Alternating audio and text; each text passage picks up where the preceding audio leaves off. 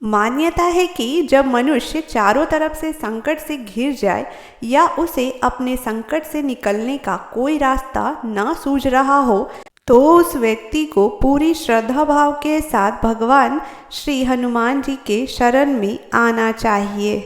पंचमुखी हनुमान जी की पूजा से मारक ग्रह के संकट तक से बचा जा सकता है। पंचमुखी रूप हनुमान जी का सबसे शक्तिशाली स्वरूप माना गया है। इस स्वरूप को हनुमान जी ने रावण से युद्ध के समय उसकी माया को खत्म करने के लिए धारण किया था।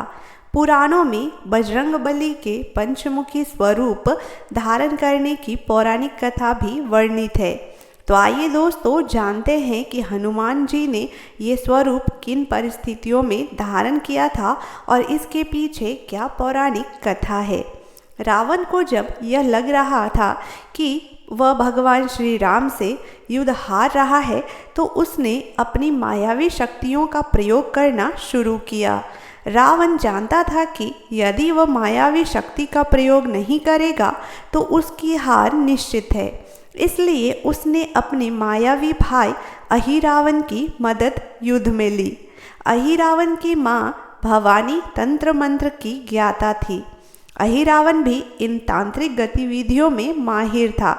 इसलिए उसने युद्ध के समय एक ऐसी चाल चली कि श्री राम जी की सेना धीरे धीरे कर निद्रा में समाती गई और सारी सेना युद्ध भूमि पर ही सो गई। इतना ही नहीं, भगवान श्री राम और लक्ष्मण भी इससे बच नहीं सके। भगवान राम एवं श्री लक्ष्मण के निद्रा में आते ही अहिरावण ने उनका अपहरण कर लिया और पाताल लोक में ले गया। कुछ घंटों बाद जब धीरे धीरे माया का प्रभाव कम हुआ तो सब जागे, लेकिन प्रभु श्री राम और लक्ष्मण वहां नहीं दिखे।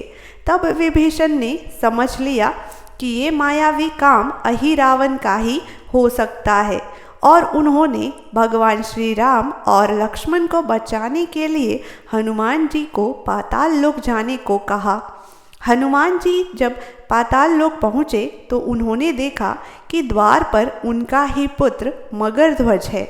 मगरध्वज ने जब उन्हें रोका तो उन्होंने उससे युद्ध किया और उसे हरा दिया और अंदर आए तो देखा भगवान श्री राम और लक्ष्मण बंधक बने हैं।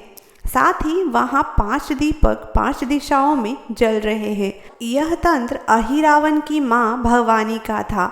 हनुमान जी जानते थे कि ये 5 दीपक साथ बुझाने के बाद ही अहिरावण का अंत हो सकता है। इसलिए उन्होंने पंचमुखी हनुमान का रूप धारण कर अहिरावण का वध किया।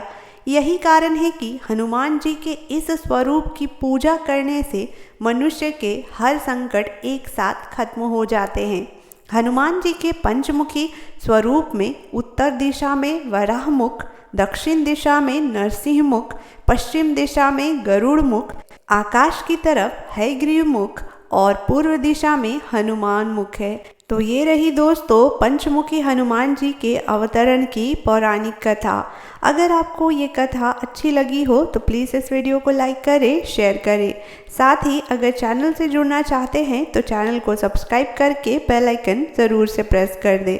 फिर मिलेंगे दोस्तों इसी तरह की नई जानकारी भरी वीडियो के साथ। आपका दिन मंगलमय हो। राधे राधे दोस्तों।